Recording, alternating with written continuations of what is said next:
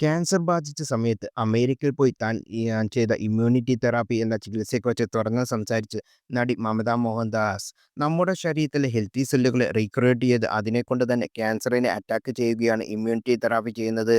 ഇതാണ് ക്യാൻസർ ചികിത്സയുടെ ഭാവി. ഈ ചികിത്സയാണ് ഞാൻ സ്വീകരിച്ചത്. ക്യാൻസർ വന്ന് ഒരു ട്രീറ്റ്മെന്റ് ചെയ്താൽ വീണ്ടും ക്യാൻസർ വന്നാൽ ആ ട്രീറ്റ്മെന്റ് നമ്മൾ ഒരിക്കലും തിരിച്ചു പോകാൻ പറ്റില്ല. കാരണം ബോഡി അതിനെ റെസിസ്റ്റൻസ് ബിൽഡ് ചെയ്ത് കൊണ്ടാകും വീണ്ടും ക്യാൻസർ വന്നത്. അപ്പോൾ കീമോതെറാപ്പി സ്ട്രോങ് ആക്കണം, അല്ലെങ്കിൽ റേഡിയേഷനിലേക്ക് പോകും, അല്ലെങ്കിൽ ബോൺ മാരോ ട്രാൻസ്പ്ലാന്റിലേക്ക് പോകും.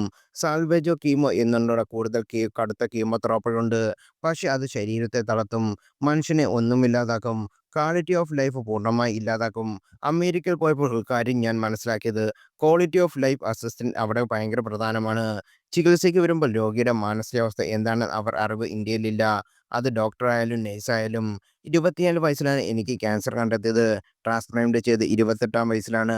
ആരും എന്നോട് എഗ് ഫ്രീസ് ചെയ്യുന്നതിനെക്കുറിച്ച് പറഞ്ഞില്ല. ഡോക്ടേഴ്സിനറിയാം. ട്രാൻസ്പ്ലാന്റ് കഴിഞ്ഞാൽ ഞാൻ പോയി ചോദിക്കുമെന്ന്.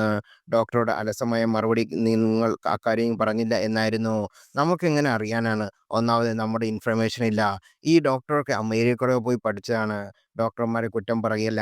പക്ഷെ നമ്മുടെ മെഡിക്കൽ സിസ്റ്റത്തിന്റെ സ്ട്രക്ചറുകളും പിഴവുകളും മമത പറഞ്ഞു.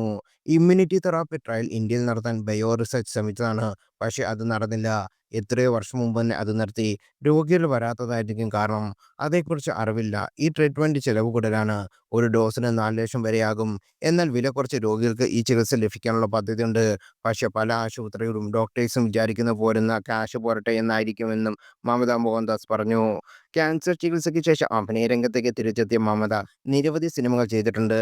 ആരോഗ്യ പ്രശ്നങ്ങൾ വലച്ചപ്പോഴും മനോധൈര്യം കൈവിടാതെ മമത മുന്നോട്ട് പോയി. കരിയറിൽ താരമായി വരുന്ന ഘട്ടത്തിലാണ് മമതയ്ക്ക് ക്യാൻസർ ബാധിക്കുന്നത്. ആദ്യം തകർന്നു പോയെങ്കിലും പെട്ടെന്ന് തന്നെ ആ അസുഖത്തിൽ നിന്ന് പുറത്തു വരാനുള്ള മാർഗങ്ങൾ മമത തേടി. ആരോഗ്യത്തിനാണ് മമത ഇന്ന് ഏറ്റവും കൂടുതൽ പ്രാധാന്യം നൽകുന്നതും.